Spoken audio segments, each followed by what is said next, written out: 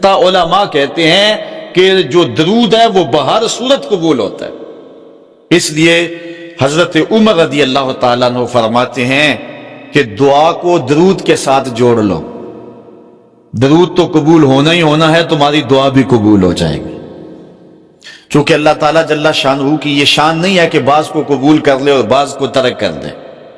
ہماری فقہ کا بھی مسئلہ ہے، اگر آپ نے کسی سے سودا لیا ہے، اس میں کوئی ردی چیز آ گئی ہے اور کچھ صحیح آ گئی ہے، اب یہ نہیں آپ کر سکتے کہ جو صحیح ہے وہ رکھ لیں اور ردی واپس کر دیں، یا تو وہ صحیح کے ساتھ ردی بھی قبول کرنا پڑے گی اور یا پھر جو ہے وہ صحیح بھی واپس کرنا پڑے گی۔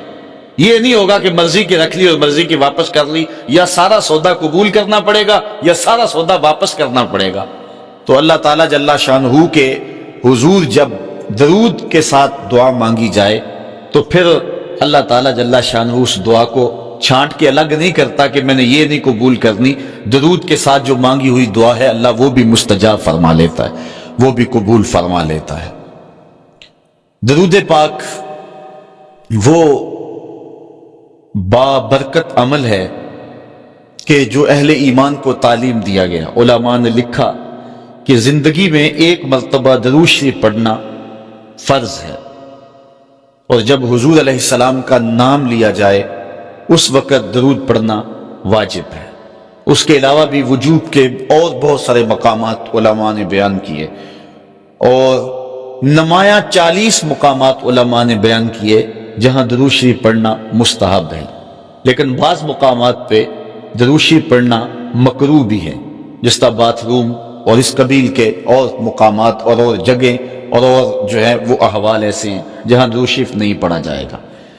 باقی درود شریف وہ بابرکت وظیفہ ہے، وہ مقبول بارگاہ عمل ہے کہ جس کو جتنی بار مرضی پڑھو، ایک تو طبیعت میں اکتاہٹ نہیں ہوتی، انسان تھکتا نہیں، اور دوسرا اس عمل کی برکتیں اتنی ہیں، اس کا ثواب اتنا ہے کہ حضور نبی رحمت صلی اللہ علیہ وسلم کا فرمان حضرت ابو ہریرہ رضی اللہ تعالی عنہ سے سماعت کر لیجئے کہ حضور علیہ السلام نے ارشاد فرمایا من صلی علیہ صلاۃ واحدۃ صلی اللہ علیہ عشرا، جو میرے اوپر ایک مرتبہ درود پڑھتا ہے اللہ تعالیٰ اس پہ 10 رحمتوں کا نزول فرماتا۔ یہ اس بابرکت وظیفے کا نتیجہ ہے جو بندہ مومن کو نصیب کر دیا جاتا ہے۔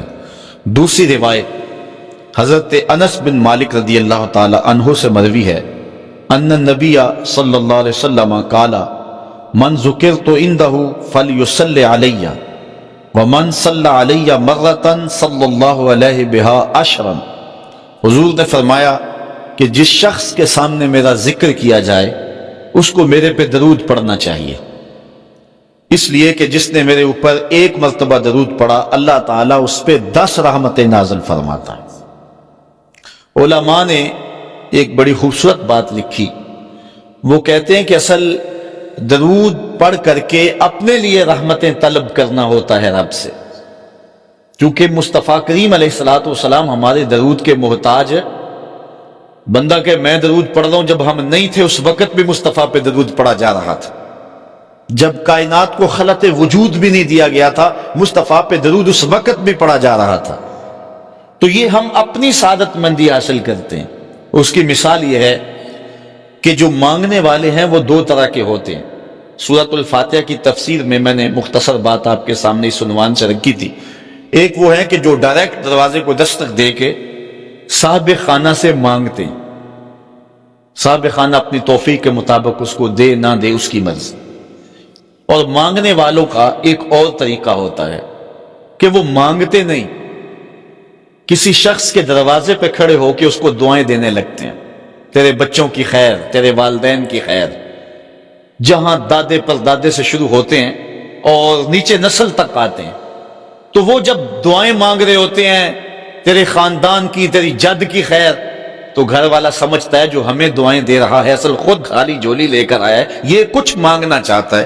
تو کوئی شخص اللہ کی بارگاہ سے مانگنا چاہے، اللہ تو اولاد سے پاک ہے، تو اس کے محبوب کی خیر مانگو، اللہ تعالیٰ ایک بار خیر مانگو گے 10 رحمتیں جھولی میں ڈال دے گا۔ تو یہ مانگنے کا ایک مہذب طریقہ ہے جو اہل ایمان مانگتے ہیں۔ اس لیے اگر سارے وظیفے چھوڑ کے صرف درود پڑھا جائے تو یہ کیسا عمل ہے۔ حضرت ابی بن کعب رضی اللہ تعالیٰ عنہ سے مروی روایت ابھی آ رہی ہے، آپ دیکھیں گے کہ یہ کتنا بابرکت وظیفہ ہے جس کی تعلیم حضور ارشاد فرما رہے ہیں۔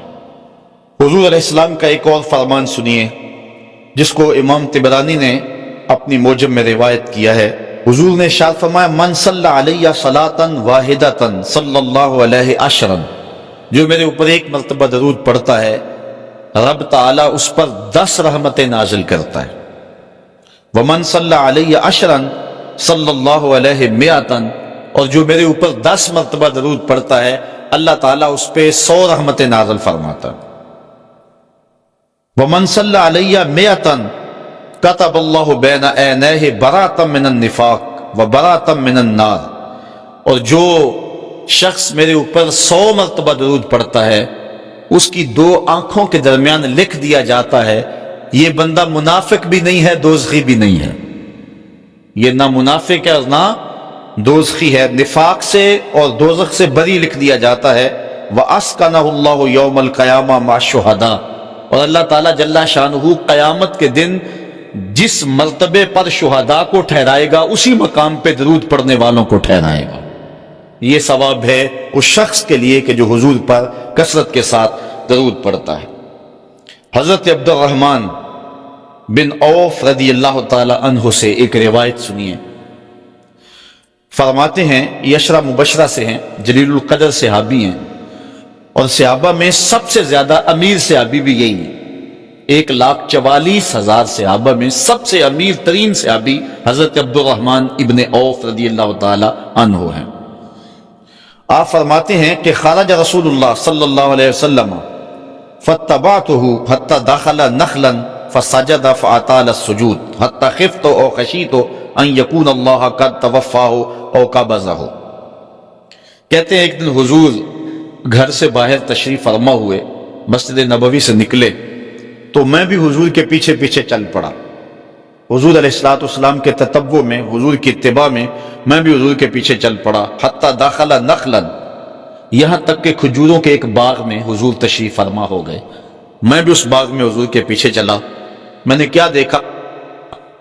حضور نے سجدہ فرمایا، فاطال السجود، اور سجدہ اتنا لمبا تھا، حتی خفت او خشیت ان یکون اللہ قد توفی او قبضہ، مجھے ڈر لگا کہ حضور علیہ السلام کا وصال ہو گیا، کہ حضور نے سر انور رکھا سجدے میں پھر اٹھا ہی نہیں رہے تھے، تو میں ڈرا اس بات سے کہ کہیں حضور کا وصال نہ ہو گیا ہو، حضور علیہ السلام اس دار فانی سے کوچ نہ کر گئے ہوں۔ تو کہتے ہیں کہ کالا فجیت انظر فرفع راسہ، میں دیکھ ہی رہا تھا کہ اچانک حضور نے سر انور اٹھا لیا۔ فقال مالک یا عبد الرحمن، تو میرا رنگ اڑا ہوا تھا، میری طبیعت کے اوپر ایک عجیب کیفیت تھی۔ حضور نے سر اٹھایا اور مجھے اس حالت میں دیکھا، کہا کہ اے عبد الرحمن تجھے کیا ہو گیا؟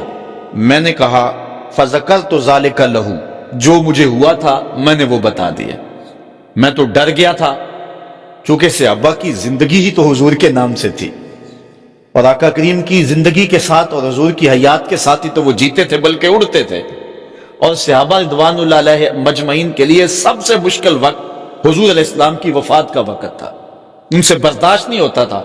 آپ نے پڑھا ہوگا سیر میں، علماء سے سنا ہوگا، حضرت عمر نے تلوار نکال لی تھی حضور کے وصال پر، کوئی کہے تو صحیح حضور کا وصال ہو گیا میں گردن کاٹ دوں گا، روتے تھے، عجیب کیفیت تھی۔ حضرت ابوبکر صدیق نے ہاتھ آگے کیا، لیکن حضرت عمر جو ہیں وہ ان کی بات بھی سننے کے لیے تیار نہیں تھے۔ حضرت بلال چیخیں مارتے تھے، عجیب حالت تھی۔ حضرت سیدہ فاطمہ کہتی تھی سبت علی مصائب لو انہا سبت علی الایام سرنا لیالیا، لوگوں میرے اوپر جو مصیبتیں ٹوٹ پڑی ہیں اگر وہ چٹے دنوں پہ پڑتی تو وہ بھی کالی راتیں بن جاتے، اتنی مصیبتیں آ گئی۔ حضور علیہ السلام کے وصال پر یہ صحابہ کی کیفیت۔ حضرت زید بن عبداللہ اپنے باغ کو پانی دے رہے تھے، حضرت امام زرقانی نے لکھا ہے ان کے بیٹے نے جا کے کہا کہ ابا جی کوئی بات سنی ہے؟ انہوں نے کہا بتاؤ بیٹے کیا ہوا ہے؟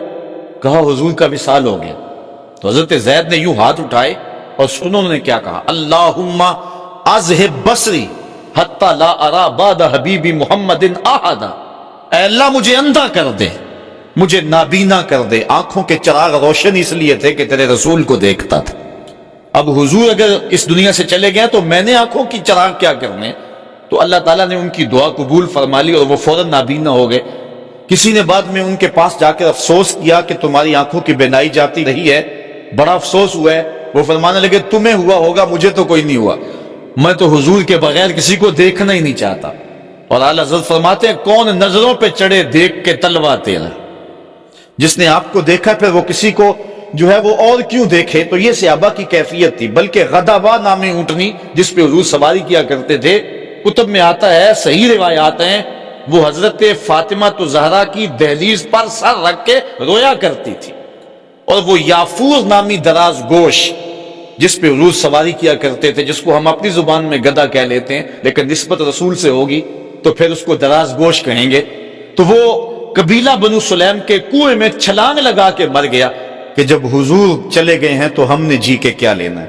یہ کیفیت جانوروں کی تھی۔ اللہ اکبر۔ تو حضور کی جدائی کا صدمہ کون برداشت کرے؟ آپ نے سنا نہیں کہ اس نے حنانہ حضور کے فراق میں کیسے تڑپ تڑپ کے روتا تھا؟ صحاح میں روایت ہے، لگتا تھا جس طرح پھٹ جائے گا۔ اور آقا کریم منبر سے نیچے اترے اور آقا نے اس کو دونوں ہاتھوں میں لیا، پھر تسلی دی، اور ایسے لگا جس طرح کہ بچھڑا ہوا بچہ ماں کی گود میں آ جائے تو اس کی گگھی بن جاتی ہے، یہ کیفیت ہوئی۔ پھر حضور منبر پہ جلوہ فراز ہوئے اور صحابہ سے مخاطب ہو کے کہا لو لم افعل ھکذا لھن الی یوم القیامہ، اگر میں اپنے عاشق زار کو منبر سے اتر کے یوں تسلی نہ دیتا تو یہ لکڑی کا ستون قیامت تک روتا ہی رہتا۔ اللہ اکبر۔ یہ ہے حضور کے پیار کی کیفیت۔ ان کے لیے مشکل مرحلہ تھا۔ تو حضرت عبد الرحمن ابن عوف رضی اللہ تعالیٰ عنہ کہتے ہیں میں نے جو میرے پہ بیتی تھی نا، جو میری حالت ہوئی تھی، میں نے صاف صاف عرض کی حضور میں تو بہت پریشان ہوا تھا۔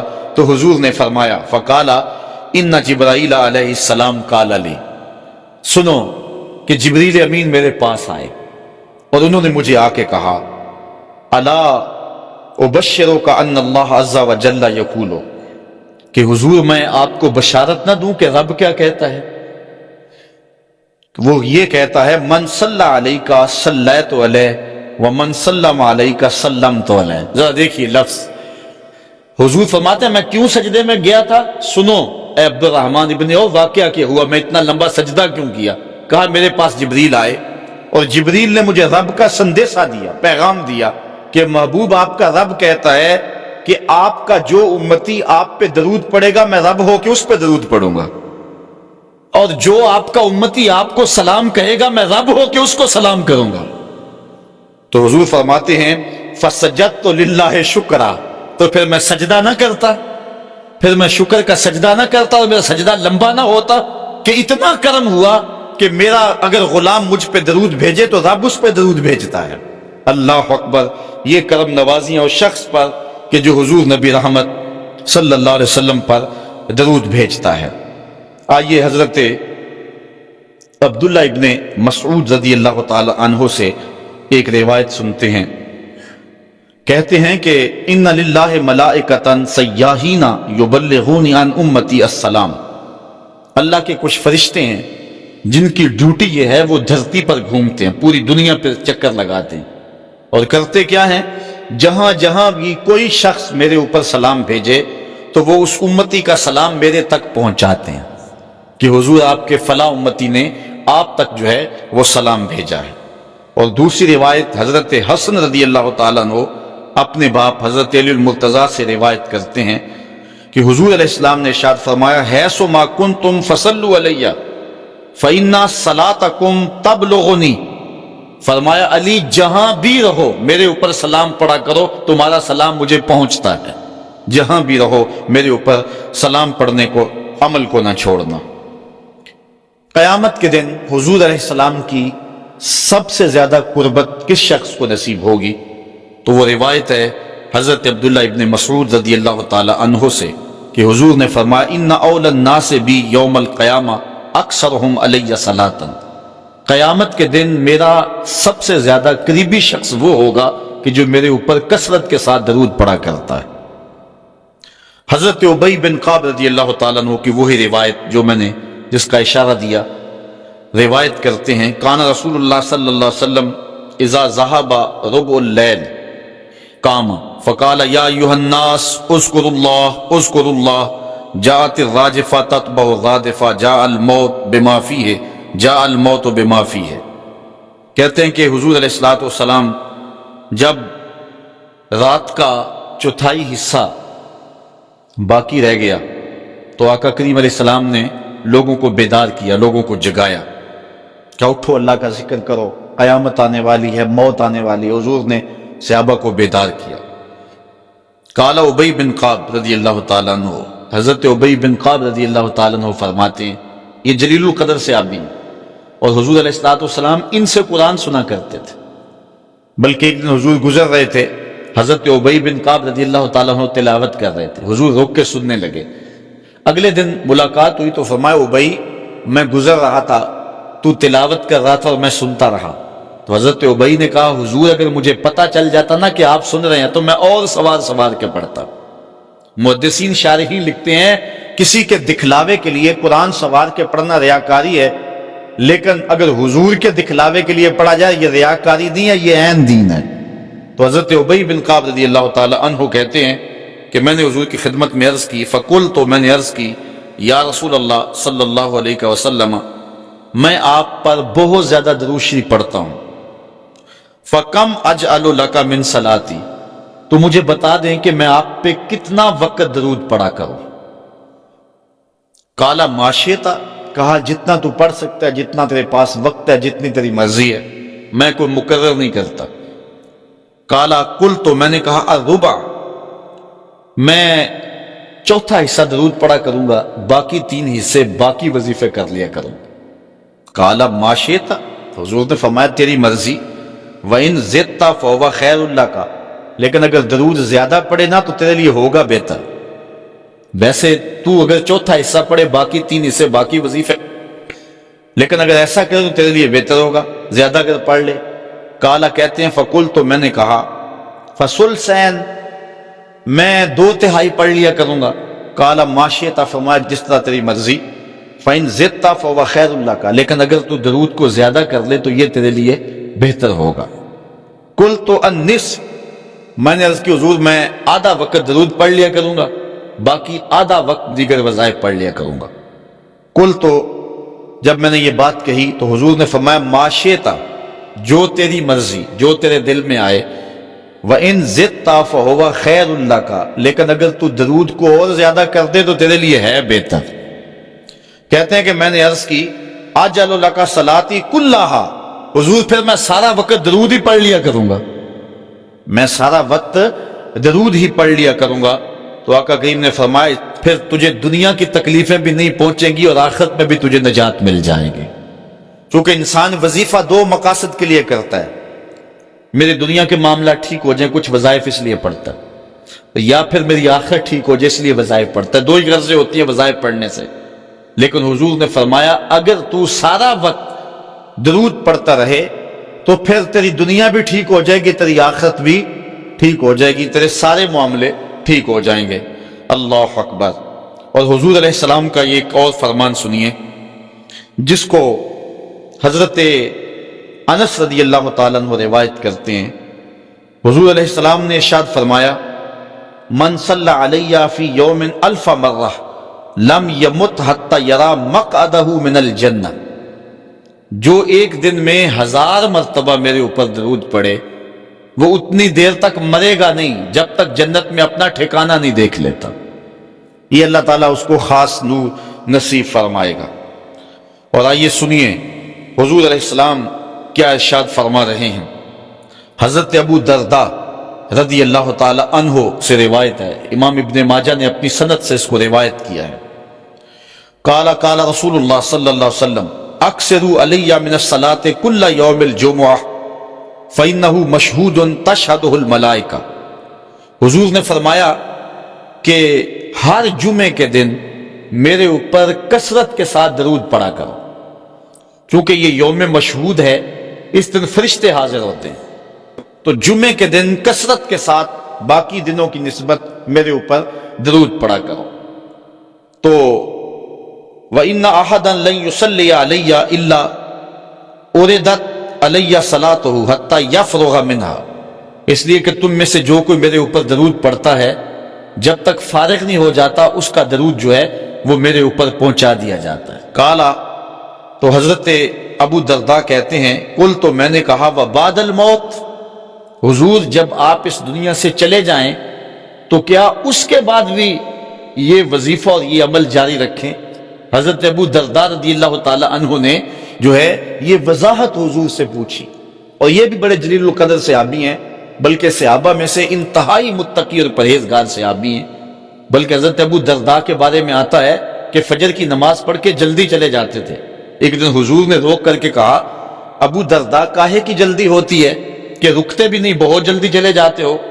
عرض کی حضور میرے ہمسایوں کے گھر میں کھجور کا ایک لمبا درخت ہے، اور آج کل مدینے میں کھجوروں کے پکنے کا موسم ہے، اور سحری کے وقت ٹھنڈی ہوائیں مدینے کو سلامی دینے آتی ہیں، اور میں اس لیے جلدی جلدی چلا جاتا ہوں کہ وہ جو کھجوریں جھڑ کے میرے ویڑے میں گر جاتی ہیں بچوں کے اٹھنے سے قبل ہمسائے کے گھر میں پھینک دوں، کہیں میرا بچہ کوئی نہ کھا لے۔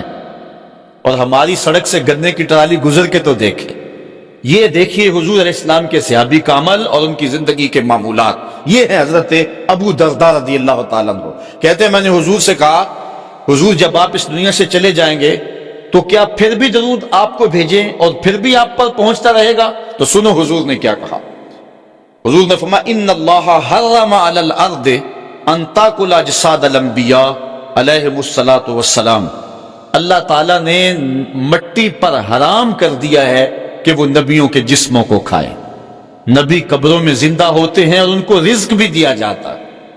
حضرت ابن ماجہ نے یہ روایت باسناد جید، اچھی سند کے ساتھ اس کو روایت کیا ہے، بلکہ حضور نبی رحمت صلی اللہ علیہ وسلم نے ارشاد فرمایا کہ جب کوئی شخص میرے اوپر درود پڑھتا ہے اللہ تعالیٰ جل شانہ میری روح میرے بدن میں لٹا دیتا ہے، حتیٰ کہ میں اس کے سلام کا جواب دیتا ہوں۔ وہ کیا کسی نے کہا، شعر تو سادہ سا ہے لیکن اس حدیث کا ترجمہ ہے۔ وہ کسی شاعر نے کہا تھا کہ درود پڑھنے سے ثواب ملتا ہے اور سلام پڑھنے سے جواب ملتا ہے۔ اگر کوئی شخص حضور کی بارگاہ میں سلام پیش کرے تو اس کا جواب ملتا ہے، اور اہل حق حضور علیہ السلام کی بارگاہ میں اس سلام کو محسوس کرتے ہیں۔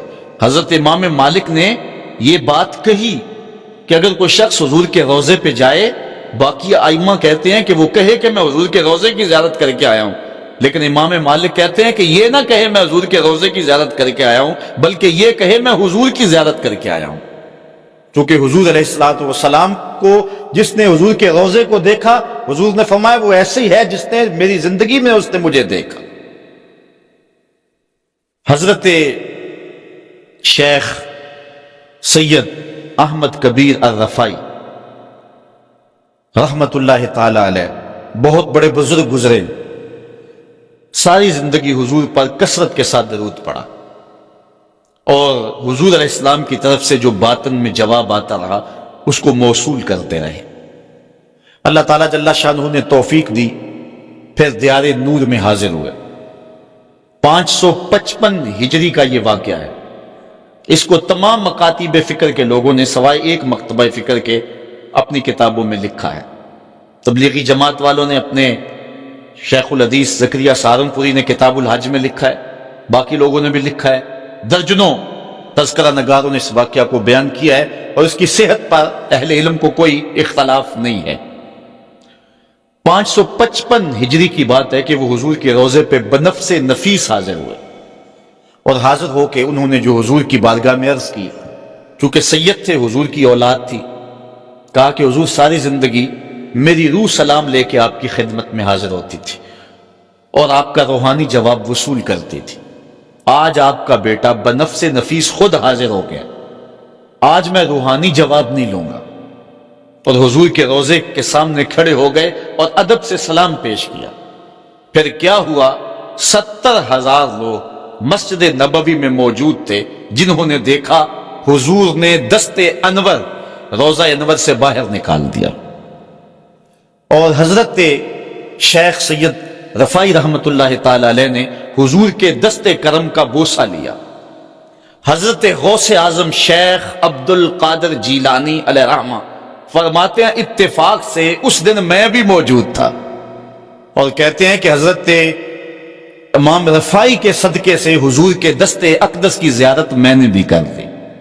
اللہ اکبر! یہ حضور علیہ الصلوۃ والسلام کا شفقت فرمانا ہے ان لوگوں پر جو حضور علیہ السلام پر کثرت کے ساتھ درود پڑھتے ہیں۔ جن لوگوں نے حضور علیہ السلام کے اوپر درود پڑھنا معمول بنایا ہے، یہ موضوع اپنے دامن میں بڑی وسعت رکھتا ہے، ان پر بڑے بڑے کرم ہوئے۔ آج کا جو عنوان ہے صلو علیہ وآلہ، یہ شیخ سعدی کی مارکۃ الآراء ایک ربائی کا آخری مصرع ہے، اور متواتر صدری روایات کے مطابق حضرت شیخ سعدی شیرازی چونکہ بہت بڑے شاعر تھے اور قادر الکلام شاعر تھے، آج صدیاں گزرنے کے بعد بھی آپ کی گلستہ اور گوستہ اور کریمہ آج بھی اسی طرح مقبول ہے جس طرح صدیوں قبل تھی۔ ورنہ کسی زمانے میں فردوسی کا شاہ نامہ پڑھا جاتا تھا، لیکن آج دنیا کو اور نئی نسل کو فردوسی کے شاہ نامے کا پتہ بھی نہیں ہے۔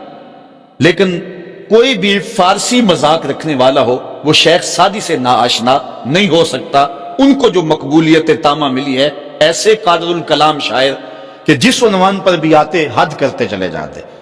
حضرت شیخ سعدی شیرازی اگر حضور کی مدح میں قلم اٹھاتے ہیں تو ان کا اسلوب بڑا خوبصورت ہے۔ کریم السجایا جمیل الشیم نبی البرایا شفیع الامم، زباں تا بود در دہاں جائے گیر ثنائے محمد بود دل پذیر، حبیب خدا اشرف انبیاء۔ اگر لکھتے ہیں تو حد کرتے چلے جاتے۔ اب انہوں نے حضور کا قصیدہ لکھنا شروع کیا، اور کیا لکھتے ہیں؟ بلغ العلا بکمالہ۔ اس کا معنی ہے کہ آپ اپنے کمال کی وجہ سے بلندیوں تک پہنچے۔ کشف الدجا بجمالہ، اور آپ کے چراغ حسن نے اندھیروں کو دور کر دیا۔ حسنت جمیع خصالہ، اور آپ کی ساری خوبیاں با کمال ہیں۔ ربائی کو ربائی اس لیے کہتے ہیں کہ وہ 4 اشعار پر مشتمل ہوتی ہے۔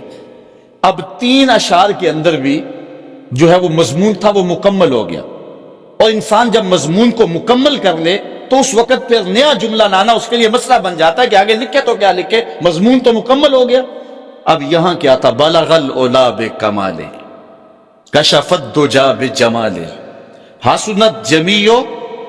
اگر اس کا معنی ذہن میں ملحوظ رکھیں تو آگے جو چوتھا جملہ ہے اس پہ آپ کو لطف آئے گا۔ بلغ العلا بکمالہ، وہ اپنے کمال سے، اپنی طاقت پرواز سے، اپنی قوتوں سے، اللہ کی دی ہوئی عطا سے وہاں تک پہنچے جہاں تصور بھی نہیں پہنچ سکتا۔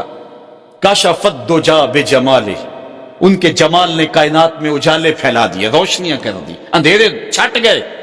پھر آخر میں حسنت جمیع خصالہ، کیا بتائیں ان کی ہر خوبی، ہر خو و خصلت ہی اچھی ہے۔ اب بات تو مکمل ہو گئی، لیکن ربائی چاہتے تھے۔ شیخ سعدی پریشان ہے، اسی پریشانی میں نیند آ گئی، سوئے تو حضور کا دیدار ہوا۔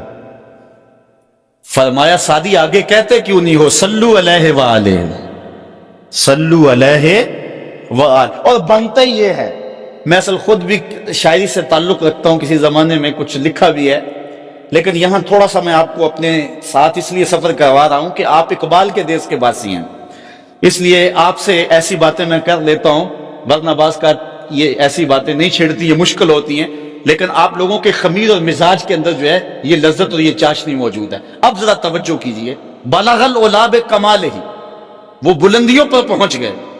کشف الدجا بجمالہ، اپنے جمال سے اندھیرے چھٹا دیے، دور کر دیے۔ حسنت جمیع خصالہ، کیا بتائیں ان کی ہر خوبی ہی با کمال ہے۔ تو جب ہر خوبی با کمال ہے تو پھر جی نہیں چاہتا کہ پڑھو صلو علیہ وآلہ، یعنی پھر دل اچھلتا ہے، روح پکارتی ہے، جو اتنی خوبیوں کا منبع و مصدر ہے، اتنے کمالات کا جامع ہے، جس کے دم سے اندھیرے چھٹ گئے، جس کے دم سے کائنات میں اجالے پھیل گئے، تو پھر کیوں جی نہیں چاہتا کہ اس نبی پر درود پڑھا جائے؟ صلو علیہ وآلہ، آؤ اس نبی پہ درود پڑھو، اس نبی پہ سلام پڑھو، اس نبی پہ بھی درود پڑھو، اس کی آل پہ بھی درود پڑھو۔ بلغ العلا بکمالہ کشف الدجا بجمالہ حسنت جمیع خصالہ صلو علیہ وآلہ۔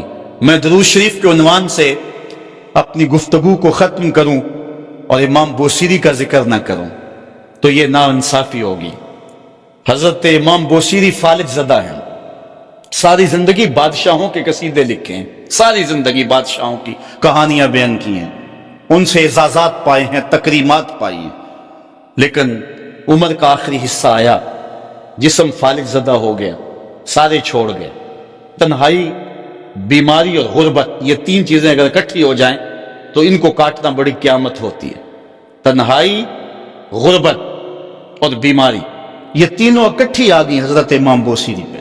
صحت مند کے سارے گاہک ہوتے ہیں، بیمار پڑ گئے تو کوئی پوچھتا ہی نہیں ہے۔ ایک دن خیال آیا، ساری زندگی شہنشاہوں کے قصیدے لکھے، آج اس کا قصیدہ نہ لکھوں جو کائنات کا دولہ ہے۔ اللہ اکبر، قلم پکڑا، پھر حضور کا قصیدہ لکھا۔ یہ قصیدہ بردہ شریف مکمل کیا۔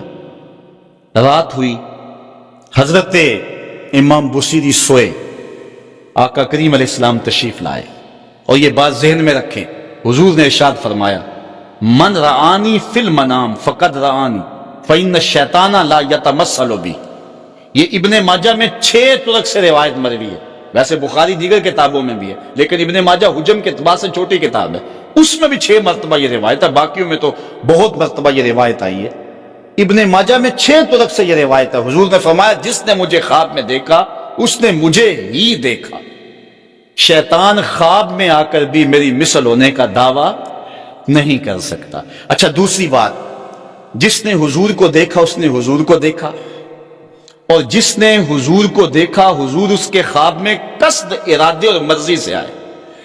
میں کسی کے خواب میں جاؤں، آپ کسی کے خواب میں آئیں، نہ آپ کو پتا ہوتا ہے نہ مجھے پتا ہوتا، مجلس سجی ہے، میں گفتگو کر رہا ہوں، اٹھ کے آپ چلے جائیں گے، جا کے سو جائیں، میں خواب میں دوبارہ گفتگو کرتا ہوا پایا جاؤں، مجھے آپ اٹھ کے فون کرے، جناب آج خواب میں آئے تھے، تو مجھے تو نہیں پتا ہوگا، یا آپ کو میں دیکھ لوں دوبارہ تو آپ کو علم نہیں ہوگا، لیکن حضور جس کے خواب میں جائیں قصد، ارادے اور مرضی سے جاتے ہیں۔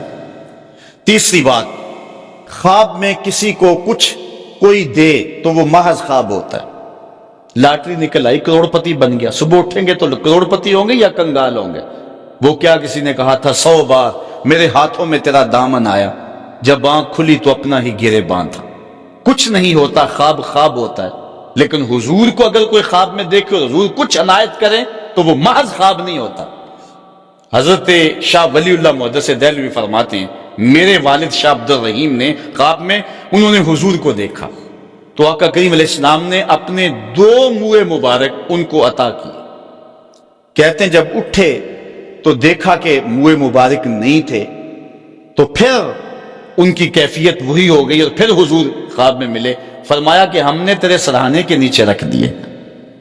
تو کہتے ہیں کہ وہ 2 بال حضرت شاہ ولی اللہ محدث دہلوی فرماتے ہیں ان کی علامت یہ تھی کہ وہ صندوق میں ہم رکھتے تھے، جب اس کو دھوپ میں لے کے نکلتے بدلی سایہ کیا کرتے تھے، اور فرماتے ہیں کہ جب وراثت تقسیم ہوئی تو 1 بال میرے حصے میں آیا، حضور کا منہ انور، حضور کا منہ مبارک۔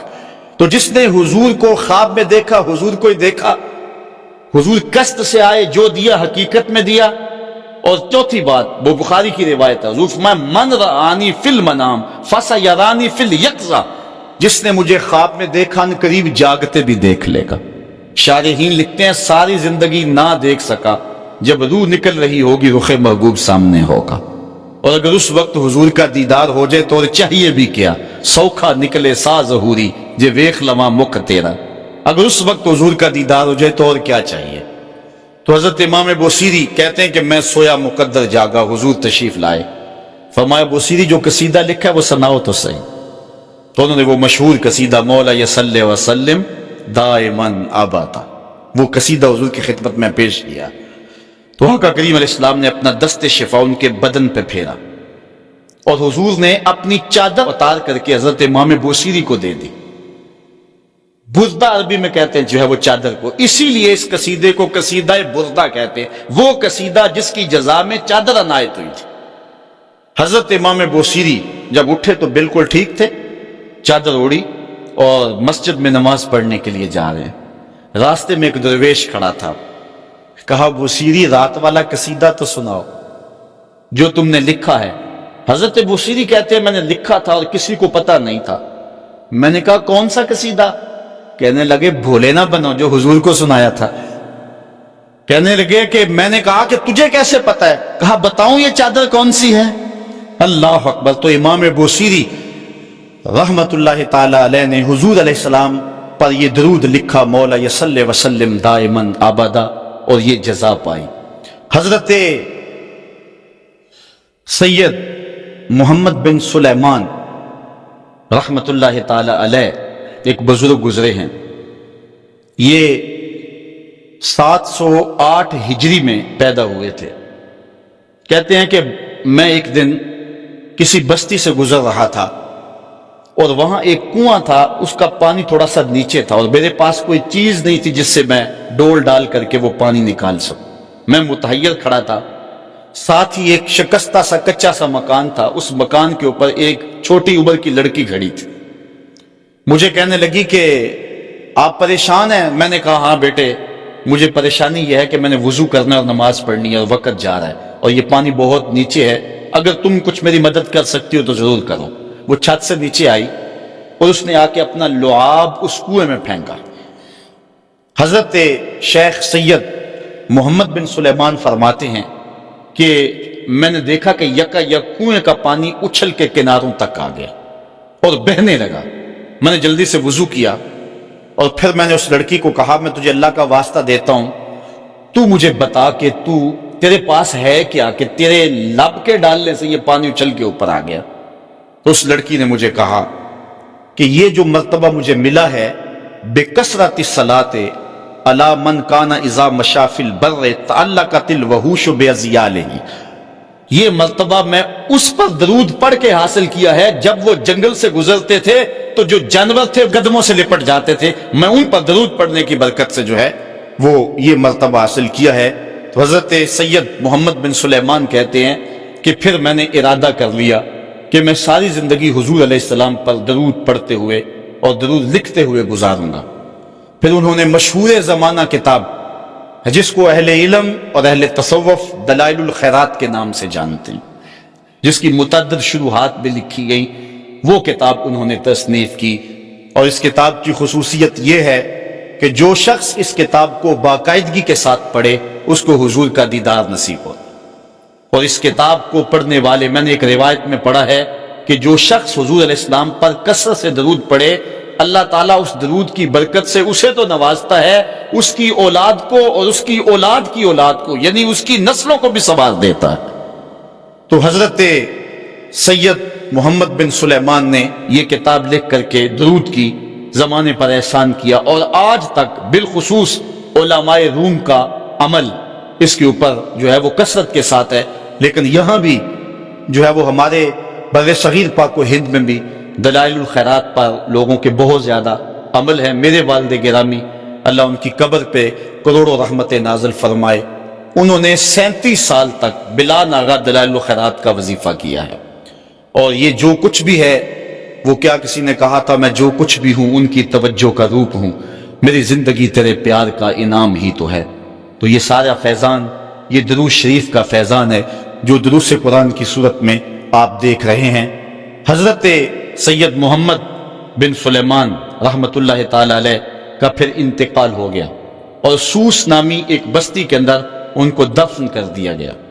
پھر اس کے بعد 77 سال کے بعد ان کو وہاں سے مراکش منتقل کیا گیا، اور آپ کو جب دفن کیا گیا، اور یہ بات اخبار مشہورہ میں سے ہے کہ آپ کی قبر کی مٹی سے درود کی برکت کی وجہ سے کستوری جیسی خوشبو آیا کرتی تھی، اور جب اتنے طویل عرصے کے بعد ان کو قبر سے نکالا گیا تو جب وہ فوت ہوئے تھے تو انہوں نے تھوڑی دیر پہلے حجامت بنائی تھی، اور جب لحد سے ان کو نکالا گیا 77 برس بعد تو ایسے لگتا تھا کہ جس طرح ابھی خط کروایا ہے، اور لوگوں نے ان کے جسم کو انگلی لگا کر کے دیکھا تو جس طرح ایک زندہ شخص کے جسم کو انگلی لگائیں تو خون ہٹ جاتا ہے اور جگہ زرد ہو جاتی ہے، تو ایسے ہی لوگوں نے پایا کہ جگہ زرد ہوگی، پھر انگلی اٹھائی